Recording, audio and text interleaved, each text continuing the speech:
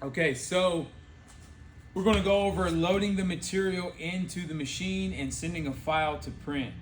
So I've got my new roll of material here. We normally keep them over there, but I just went ahead and grabbed it. So first thing we're going to do is take off the old material. I'm going to lift up the, what do you call this? Front screen. And then what we have is these two clamps. You have a clamp on the left side and the right side that goes slightly over the material to keep it from curling up and allow the print head not to head strike and run into the material if it curls up. So I'm going to just slide my clamp out, slide this clamp out, and then I'm coming around to the back of the machine with my roll of material. I have to release this lever so it releases the clamps that's holding the material down. If not, it's going to be very hard for me to push the or pull the material out. So all I'm going to do is slide this back. You may hear the machine beep. No, it didn't beep that time.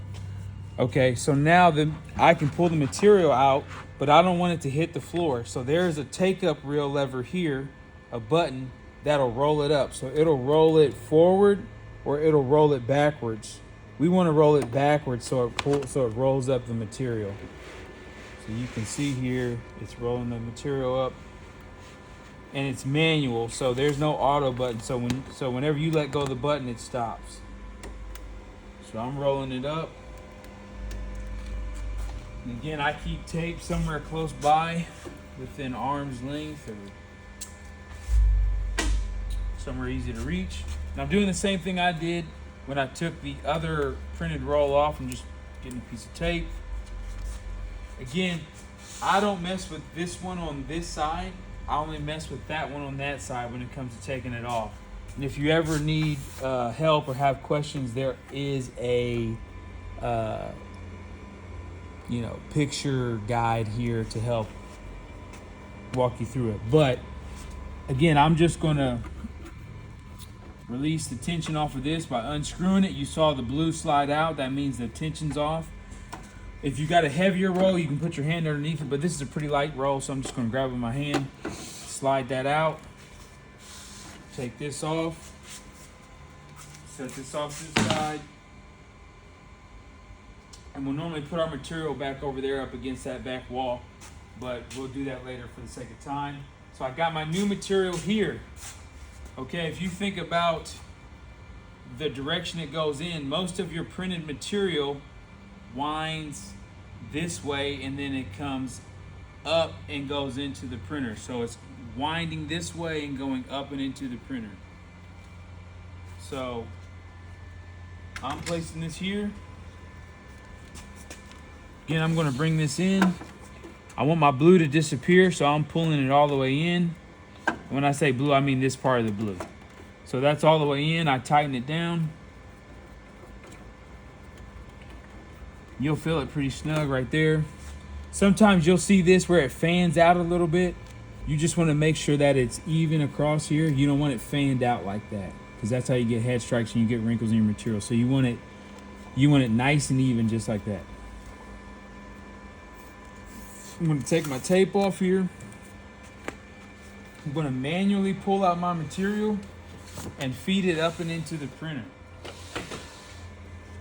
Okay. Now, keep in mind, every part of the material that you touch with your hand, you have oils in your hand, so it contaminates the material.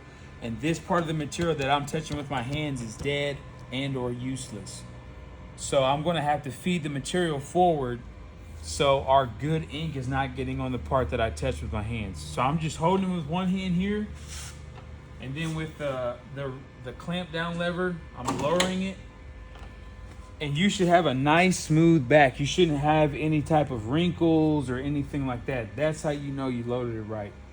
So once you do that and the clamp is holding the material so it doesn't fall out, you can now walk around. And then you've also got some display pictures here. Epson does a really good job of simplifying a lot of this stuff, but sometimes it helps to explain it in real life. So I'm coming back around to the machine. And what I like to do, you probably could feed it forward, but what I like to do is hold it with my hand one more time, release the pressure from the clamp lever, pull it forward just a little bit more, about right there, and then close the lever again so it's in place. And what that lever does is it lowers these clamps, these rollers. Pinch rollers is the official term. So I'm going to take my clamp here. I don't necessarily need it to have it that far over. That's just too far over. The rule of thumb is if these dots here are like are showing half of the material, then that's good. That's perfect. So I'm going to do the same thing here on this side. I'm going to move my clamp to where half of the dot is covered in the material. That's perfect. And then the screen's walking you through the whole thing. It's going to say front cover open. So as soon as we close the front cover, that goes away. Now you can select your material. We've got Avery 2105 in here, so I'm going to select 2105. And with the D-pad, you're just scrolling up and down. So I select 2105. The print side is out. That means this is your print side and it's exposed out. Sometimes you'll have a print side this is actually R-line, but whatever. Sometimes the print side will be rolled inside of the material, which is usually like banner. But 99% of the time, vinyl, the print side is out. So we're going to say print side out. I turn the length off. Some people turn it on. I really don't need it tracking the length of my material. I just know from seeing the back of it and how thick the roll is. So I'm just going to say, okay, leave it off. I don't need you to track it. It's going to do its thing, take a measurement of the material and warm up the printer. Again, we've got our core down there, so that's good to go. And next we'll go over sending a file to print. But that is how you load the material to prepare for a print.